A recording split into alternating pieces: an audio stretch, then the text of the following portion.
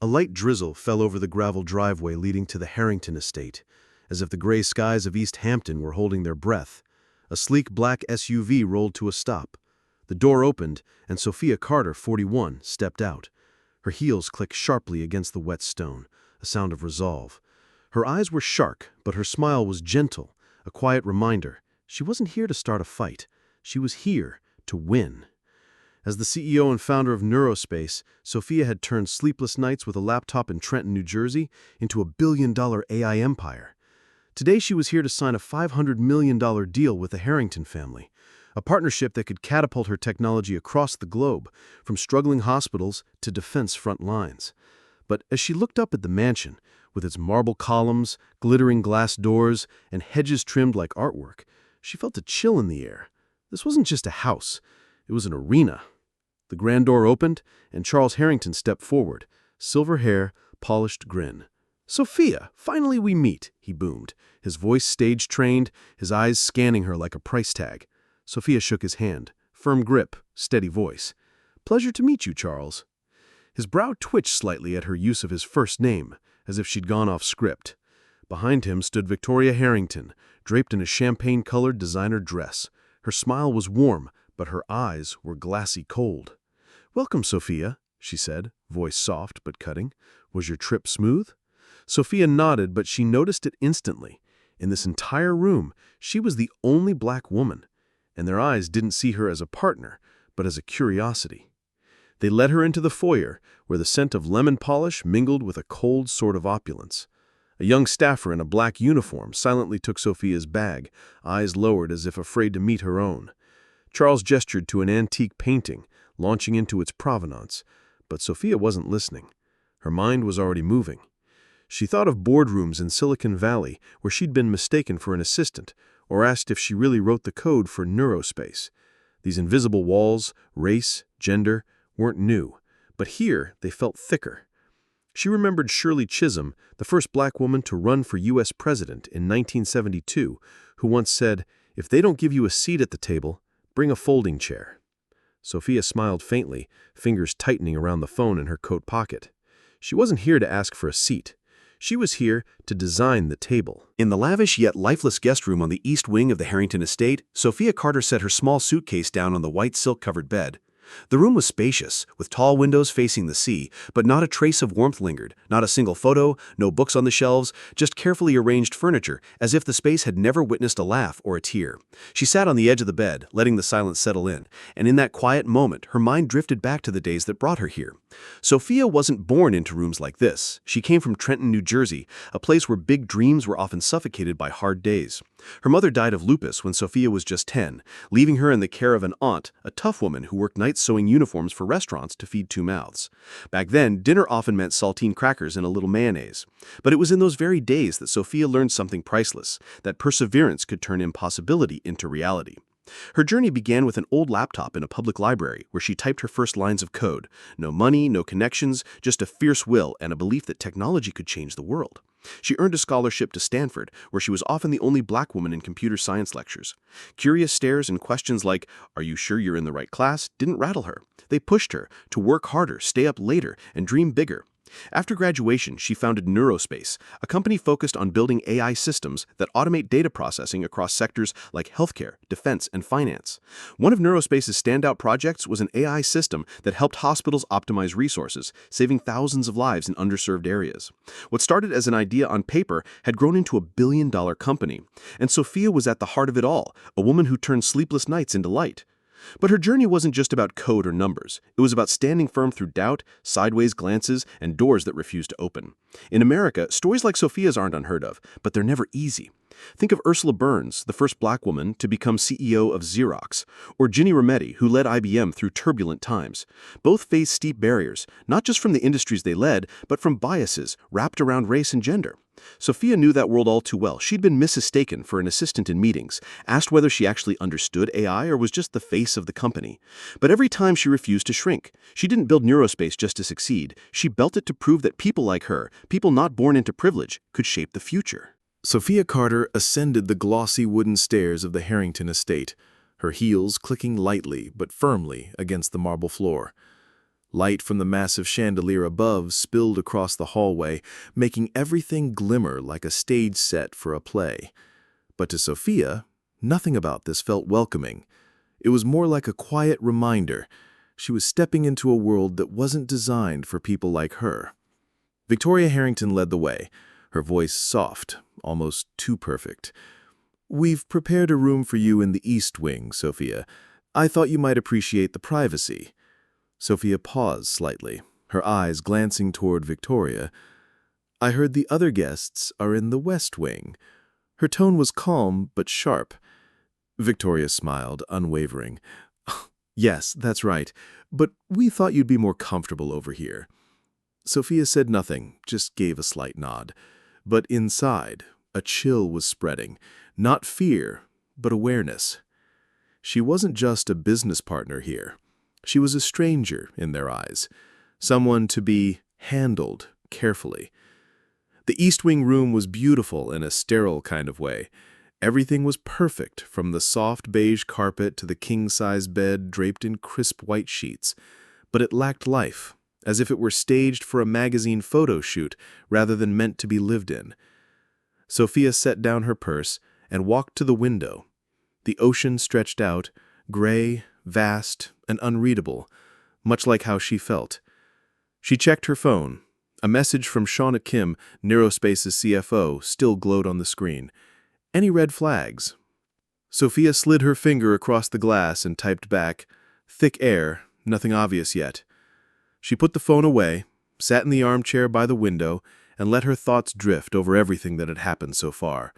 From the moment she stepped out of the SUV, she'd felt it, that subtle energy, not hostile, but far from warm. Charles Harrington and his too slick smile, Victoria with her polished, icy politeness, and the young staffer who took her bag in silence. Sophia knew this feeling all too well. She had met it in Silicon Valley boardrooms, at tech summits, and during those early investor pitches, rooms where she was often the only black woman. The Harrington dining room opened up like a scene from a film, towering ceilings, flickering candlelight, and a misty ocean view in the distance. The long mahogany table, set for over 20, gleamed with polished silverware and crystal wine glasses. Sophia Carter entered, wearing a navy blue dress, sleek, simple, and strong. Her natural curls were tied low, small gold earrings catching the light as she walked. Her posture was upright, shoulders relaxed, eyes scanning the room and registering every detail. There were no name cards, just polite smiles and fleeting glances. Charles Harrington sat at the head of the table, swirling a glass of scotch, laughing loudly with a cluster of guests. Victoria stood near the fireplace, chatting with an older, well-dressed couple. Sophia saw it clearly.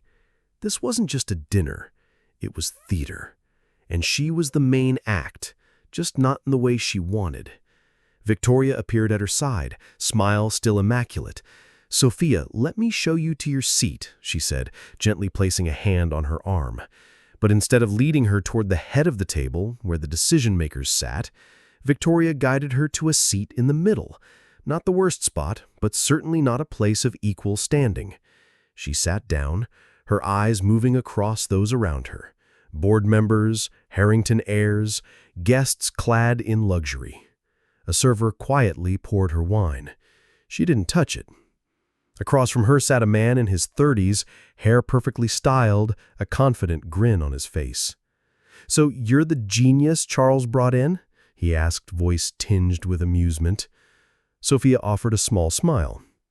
"Genius might be a stretch, but yes, I'm the CEO of Neurospace." His eyebrows lifted, as if caught off guard. "Neurospace, right? That AI company with thinking machines or whatever?" Her voice stayed even. "We develop automated decision systems for data processing used in defense, healthcare, and finance." He nodded vaguely, then turned to the person beside him. Next to him, a middle-aged woman wearing pearls gave a soft chuckle. "I assumed you worked in media. You have such a striking presence." Sophia let the words hang, then replied coolly, "I'll take that as a compliment." The woman sipped her wine without looking back, but Sophia felt it. These weren't casual remarks. They were microaggressions, subtle, insidious acts of bias she had faced her whole life. In America, moments like this were all too common.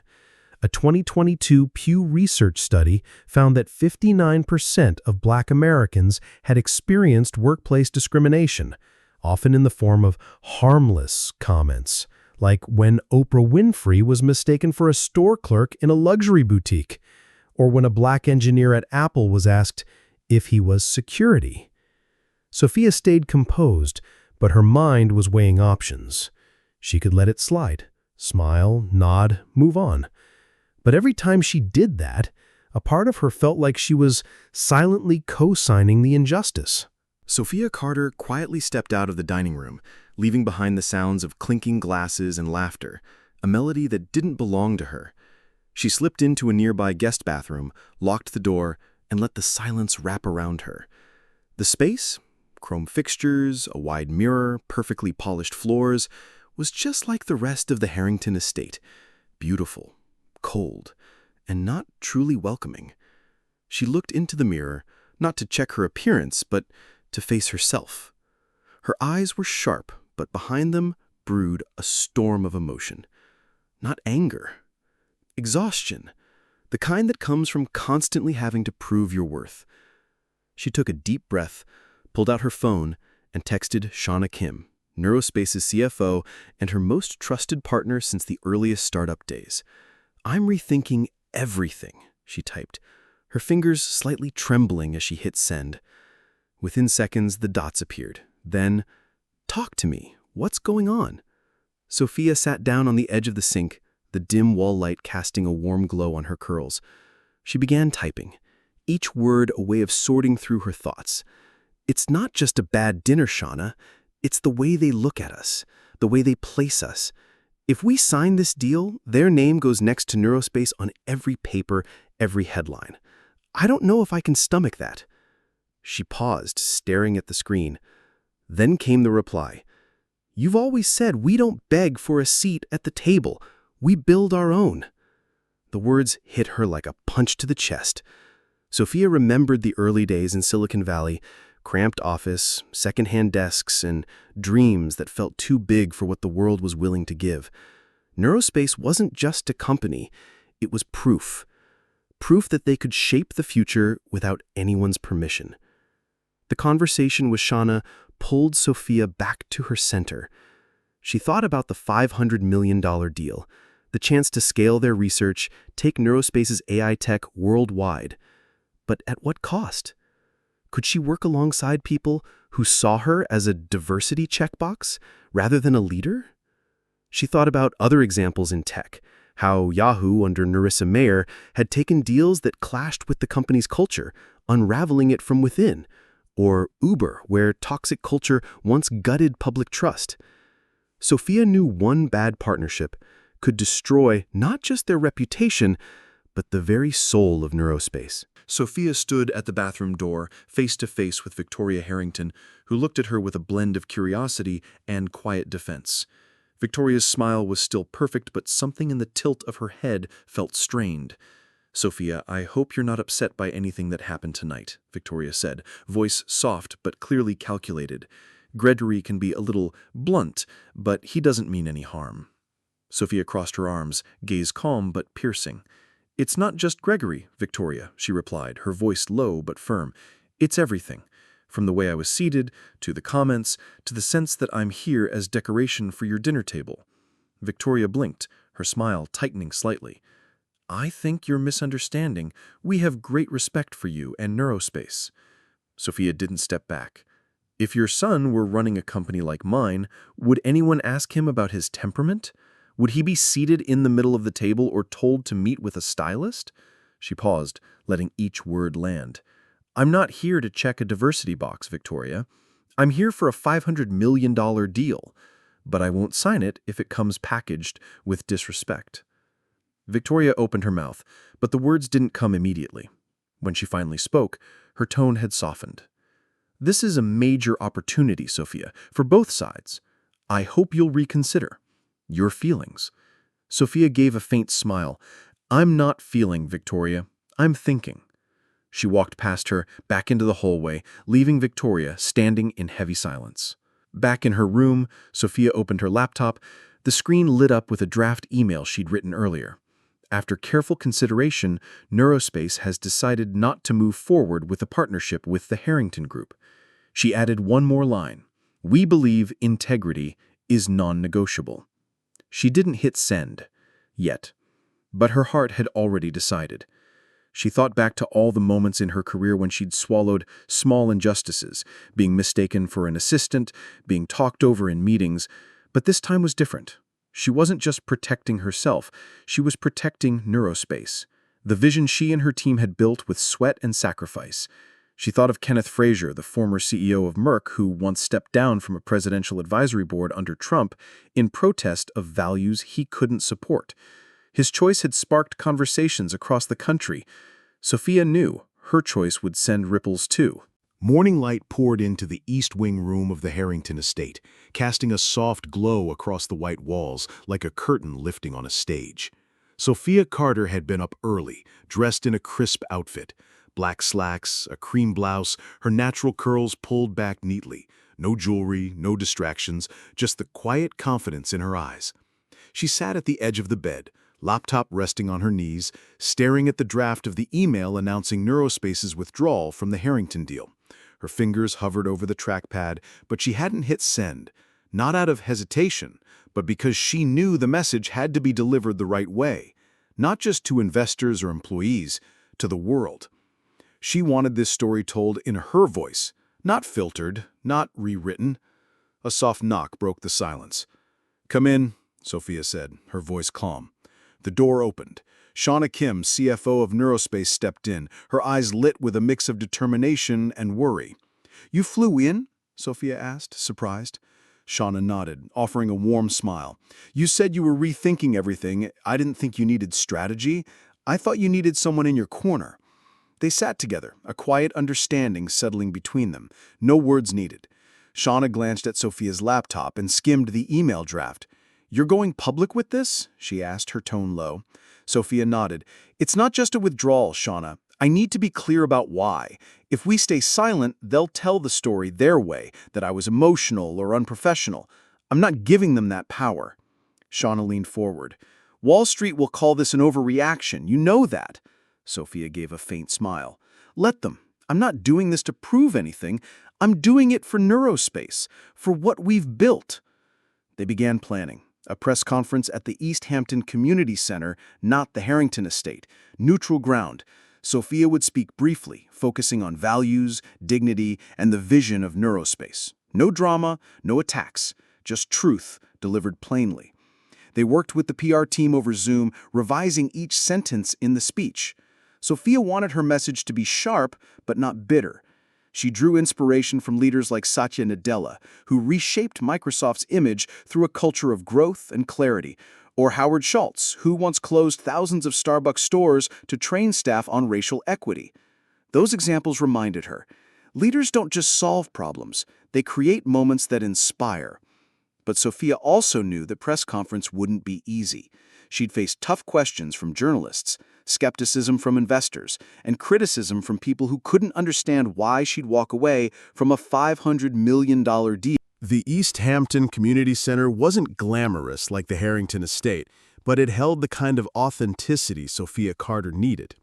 A modest hall with folding chairs and a plain podium now overflowed with reporters, photographers, and curious onlookers drawn by the news of a major deal collapsing.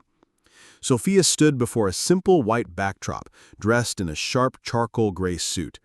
Her curls were pulled back, her gaze steady, calm, but ablaze. No teleprompter, no script. Just a few note cards in hand, but she never looked down. Shauna stood off to the side, phone in hand, staying connected with the PR team back in Palo Alto. The air in the room was thick with anticipation, like everyone knew what Sophia was about to say would shake not just the tech world, but the way we think about leadership. "Thank you all for coming," Sophia began, her voice clear, echoing through the hushed room. "I'll keep this brief, because the truth doesn't need many words." She paused, locking eyes with the cameras. After careful consideration, I've decided to withdraw Neurospace from the partnership deal with the Harrington Group. This decision is final, and it's not about money or legal terms. It's about something deeper: values. A ripple of whispers moved through the room. Pens scratched across notebooks, flashbulbs fired. Sophia continued, voice unwavering. Neurospace was built to unlock human potential through technology, but also to be grounded in dignity, accountability, and vision. Over the past 48 hours, I've realized that partnering with Harrington would compromise our DNA. Not because they haven't succeeded, but because their success wasn't built with people like me in mind. The room was silent, save for the clicks of cameras. Sophia glanced at a note card, but didn't read it. I say this to every founder, every leader, every woman, every person who's ever been asked to shrink themselves in rooms they worked hard to enter. You do not have to accept disrespect in exchange for opportunity. Applause started, scattered at first, then growing louder. Reporters shouted questions. Sophia, what did Harrington say? Is Neurospace seeking new partners? Are you worried about the market reaction? Sophia raised her hand gently, offered a soft smile. We'll answer everything in due time, but today is not about them. Today is about us. She stepped down from the podium. Shauna touched her shoulder, whispering, "You just lit the internet on fire in the best way." The media reaction hit like a storm. CNN's headline read, "Black CEO walks away from $500 million deal over principles." The New York Times published an op-ed titled, "Sophia Carter redraws the line for corporate leadership."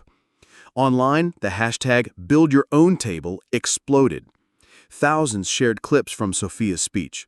Women of color, young founders, and everyday professionals posted messages thanking her for saying what they'd always felt.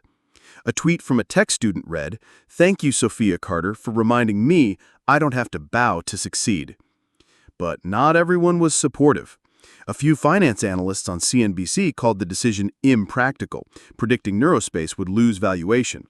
Yet those voices were quickly drowned out by something stronger: respect. In the grand conference room of the Harrington estate, the air hung heavy, like the sky before a storm. Charles Harrington sat at the head of the table, silver-haired, disheveled, phone in hand but eyes staring blankly out the window. Victoria, usually flawless, looked worn down, the silk scarf around her neck sat askew. Their son Gregory leaned back in his chair, scrolling through Twitter with a scowl on his face. On the wall-mounted TV, CNN replayed Sophia Carter's press conference. The banner read, "Neurospace CEO walks away from $500 million deal, cites discrimination." Charles picked up the remote and switched it off. But the silence only made the room feel tighter. "We need a statement," Victoria said, tension in her voice. "They're tearing us apart online." Charles exhaled, rubbing his forehead. She blew it all out of proportion. A few comments, some seating choices. It wasn't worth this. But the damage had already been done. Since Sophia's press conference, the Harringtons had been thrown into the center of a media firestorm. The New York Times published an investigative piece outlining the family's partnership history, pointing out that no black CEO had ever held a long-term relationship with their firm. On social media, the hashtag Harrington hypocrisy trended for days as former employees and partners came forward sharing stories about the company's lack of diversity. One major investment fund in Boston publicly announced it was pulling out of a joint project, citing a values mismatch. Harrington Group stock dropped 4% in just 24 hours. In the boardroom, their assistant clerk quietly placed a stack of reports on the table. "Sir, this is the social media data," he said softly. Gregory tossed his phone onto the table. "Who does she think she is anyway? A social justice warrior or a CEO?" Victoria turned sharply to him, her voice cold. "Shut up, Gregory. You're the one who brought up her temperament in front of everyone." Charles scrambled to regain control, summoning their PR team to draft an official statement. That evening, it went live on Twitter. "The Harrington Group is committed to diversity and to respecting all of our partners. We regret any misunderstandings that occurred during negotiations with Neurospace." But the statement only poured fuel on the fire. Online users slammed it as a non-apology. A Forbes journalist tweeted, "Harrington thinks, regret over misunderstandings will calm the storm. They've learned nothing." Comparisons poured in. To Uber in 2017, when cultural scandals led to CEO Travis Kalanick's resignation. To Google in 2020, criticized for its weak response to internal discrimination claims. The Harringtons were repeating the same mistakes: lack of transparency and no real accountability. Sophia Carter stood at the window of her temporary office in East Hampton, gazing out at the ocean, now sparkling under the early morning sun. Her phone buzzed with a steady stream of notifications, emails from potential partners, interview requests from MSNBC, and messages from strangers telling her how much her words had moved them. One email made her pause. A young founder, 23 years old, a black woman from Atlanta, had written, "I used to think I had to stay quiet just to get in the room. You showed me I can build the whole damn table." Sophia smiled, a warm current spreading through her chest. She thought of her journey, from nights eating saltines with mayonnaise in Trenton, to sleepless code-fueled marathons, to now, standing at the center of something far bigger than herself. Her story wasn't just about walking away from a $500 million deal. It was about redefining success. In America, the American dream is often painted in dollars, power, and corner offices. But Sophia had proven that the dream could also be about dignity, about standing tall in rooms that never meant to welcome you, and about building a world where everyone has a seat. She thought of people like her, women of color, underdog founders, young fighters trying to be seen. She wanted them to know they don't need to shrink to fit in. They can carve out their own space, just like she had with Neurospace. Her actions sent ripples far beyond East Hampton. Organizations like the National Black MBA Association reached out with keynote invitations. A venture fund in San Francisco offered to back Neurospace's future projects. Inside her company, engineers and admin staff alike emailed her with notes of pride, thankful to work at a place where values weren't just a tagline, but a compass. Sophia knew the road ahead wouldn't be smooth.